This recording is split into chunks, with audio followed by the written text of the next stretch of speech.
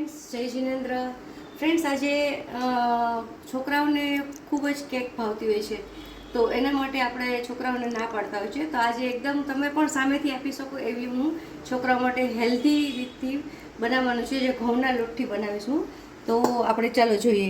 આ ઘઉંનો લોટ છે, એના માટેના બધા આ છે કોકો પાવડર છે, થોડું ઘી નાખશું આપણે એમાં, દહીં છે, પાવડર સુગર એટલે કે પીસેલી આપણે દળેલી ખાંડ છે, અને થોડા ડ્રાયફ્રૂટ ને દૂધ.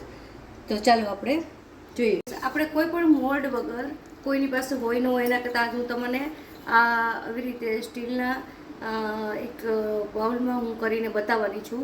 અને એના માટે મેં પ્રી હીટ કરીને અહીંયા આવી રીતે કઢાઈ મૂકેલી છે. તો આપણે કઢાઈમાં કેક કરશું. કરીએ પહેલાં આમાં આપણે કોકો પાવડર નાખી, થોડું જરૂર પૂરતું ઘી આપણે એમાં એડ કરશું. પછી થોડું દહીં છે, થોડું દૂધ, અને આ છે પાવડર સુગર, તળેલી ખાંડ,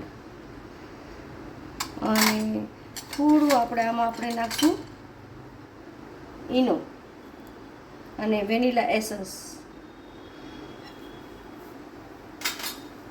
ચાલો, તો જો આપણે આવી રીતે બધું રેડી કરી નાખ્યું છે. આપણે બધું નાખી અને હવે આપણે એને આ બાઉલમાં શિફ્ટ કરશું. મેં એમાં ઘી નાખીને બધે લગાડી આપ્યું છે બધે.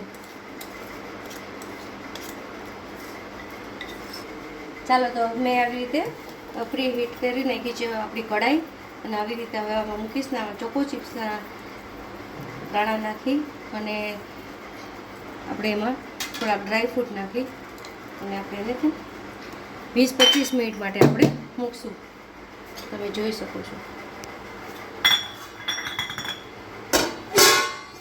ચાલો, આપણે જોઈએ છીએ હવે આપણી કેક થઈ ગઈ છે કે શું. થઈ ગઈ છે ને, આપણે ટૂથપીકની મદદથી જોઈ લઈએ થઈ ગઈ છે કે નહીં. તો આપણી કેક ચાલો આપણે બહાર કાઢી લઈએ અને થોડી ઠંડી થાય પછી આપણે એમને કાઢશું.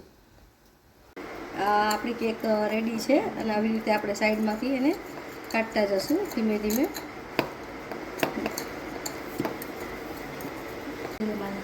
તમે જોઈ શકો છો આપણી કેક રેડી છે.